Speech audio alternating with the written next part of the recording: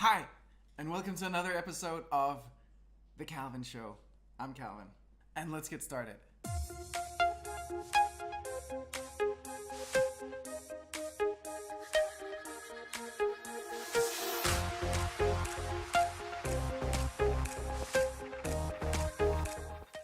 The New Year is coming up, and here's what I like to do.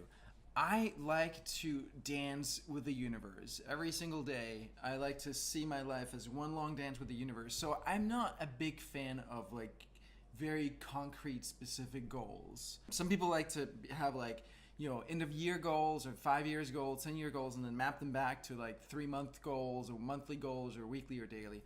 It's not how I operate at all. I would die in a system like that. What I like to do is I like to spend time feeling into and envisioning the future. So what do I really want this to look like, to smell like, to feel like? Imagining myself living whatever that new version of me in my life is. Really feeling it in my body and feeling any kind of tension that might be there. There's whoa, if I were to actually live this life, say, sing, perform on a big stage in front of, tens of thousands of people, how would I need to feel differently in my body? How would I need to organize myself differently in order for this to be the reality for me? I love the period between Christmas and New Year's. I love that week because it's very quiet, peaceful, a lot of people are out of town, and it's a great period to just contemplate your life, look back at the year that happened, and look into the new year. And I'll usually have this wall plastered over with these big post-it easel pads all over the place and just brainstorm, take notes. I'll sit and meditate and feel what is this, what I really want this year to encompass, and how do I want to feel in the new year. Instead of focusing so much on the outer actions, the specific things that I need to do, I like to focus on the inner stuff. Our unconscious mind is, I think the number is about 1,000,000 times more powerful than the conscious mind. So if we can get that on board to support who we really want to be, all the doing becomes easy and automatic. I'll share something for fun. I was working with a trainer earlier this year in order to lose weight and build without losing muscle. He put me on this diet, an ultra low carb diet with a half weekly so-called cheat day or carb loading day. And over the course of 3 months, lost about as much weight as I did just in the past month. The difference was that back then, my unconscious mind was still committed to keeping that weight on for various reasons that I'm happy to get into some other day. I've been addressing some of those underlying issues, and my body's ready to let go of that. And so now I'm not fighting my unconscious programming that says, no, actually, I'm not ready to let go of this weight. I need to keep it on. And it's just a much more easy, effortless process. Before it was all this struggle and desire. I crave these foods and I can't have them, and monitoring and oh, maybe I can do he was you can do a 0-calorie diet soda, for example. That's okay. But it didn't feel good because I was trying to fill a hole that needed filling some other way, that needed emotional healing. You get really clear on what you truly want, the vision for what you want it to look like. And then you work on resolving all that inner, resistance or all the underlying commitments that you have to having something other than that, to being stuck, to being whatever it is with the weight or your money situation or your business or whatever. All those unconscious commitments that you have to things being the way they are rather than the way that you really want them to be. Then the outer action stuff is super easy and you can just slide in there. There are no guarantees with anything in life, obviously. So it might not happen right away, but for me, this is the way to make any kind of change happen in a way that makes it easy and fun and makes it stick. The period here between Christmas and New Year's is a perfect opportunity to go in and just tune out all the extraneous stuff. If you can, take the week off and just allow yourself to completely immerse yourself in that feeling of discovering the new you that wants to emerge. Do that, and let me hear how that goes for you and what you're discovering.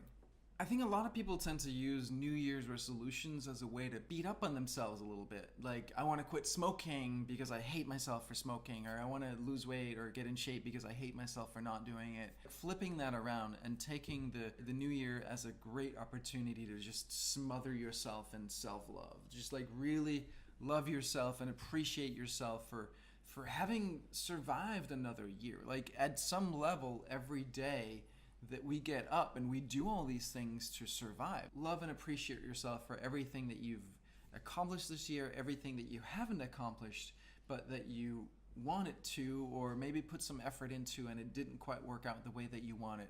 Just grateful, self-love. From that place, say, well, what do I really want to change in the way that I approach things? Maybe I want to focus a little bit more on loving myself, or maybe I just want to love myself for existing, for being. I remember a story that really touched me. It's from a book called Radical Self-Acceptance by Tara Brach. And the story is basically this woman who's like feeling really inadequate, really wrong, really bad about herself. And this priest comes into her home to talk to her. And so the priest notices a picture of a boy on a chest of drawers. And so he asks the woman about this and says, who is this person? And she says, oh, this is my son. I love him so dearly with everything that I have. To which the priest responds, do you know what? God keeps a picture of you just like this on his chest of drawers. If we could look at ourselves with those eyes of someone who's like truly invested in loving us unconditionally, there's a lot that we would do differently, rather than this way of like trying to beat up on ourselves and punish ourselves into submission. That way just doesn't work. I mean, if it did, you would already be all of those things, right? So picture yourself on that picture on that chest of drawers, and look at yourself with those like infinitely loving eyes. Start from that point. I got a question the other day from a guy named Ronnie who says, what are your thoughts on personal branding and how it relates to really getting out there with your products? It seems to me like it's very important if you are to be valued. I love this question. It's such a great question because I love how he ends with, it's important if you are to be valued. And I believe that our world around us reflects, values us to the extent that we value ourselves. The essence of personal branding is to actually value yourself. I remember years ago reading this book called A New Brand World, which is a play on, a brand new world. And it was all about branding. And the guy who wrote this had a branding agency. And at one point, they were hired by Microsoft to do a branding campaign for Microsoft. And after looking into it for several months, they ended up simply saying, we can't do this. We can't do a campaign for you guys. Because, as he explains, branding is all about exposing the soul of the company. And in their research, Microsoft didn't have a soul. So there is really nothing for them to work with. This is what he says in the book. Your job in terms of branding is to expose your soul to the world. Let people see who you truly are. And if you don't know who you are, or you don't value who you are, then it's not going to work. There's going to be no branding. It's going to feel fake. So your number one job in terms of personal branding is to go on this self-discovery path if you're not already there. If you are there, just keep going. This never ends. This never ends. You're always going to get to know yourself better and better and better. And you're going to be better and better at being honest and authentic and vulnerable in sharing who you truly are with people. How you can really employ this and embody this in a way that connects with people. Like, what is your medium, right? Is it video? Is it audio? Is it writing? Is it being on stage? Is it music? Is it like, how do you express this your soul to people in a way that really connects with them? Thank you so much for tuning into another episode of The Calvin Show.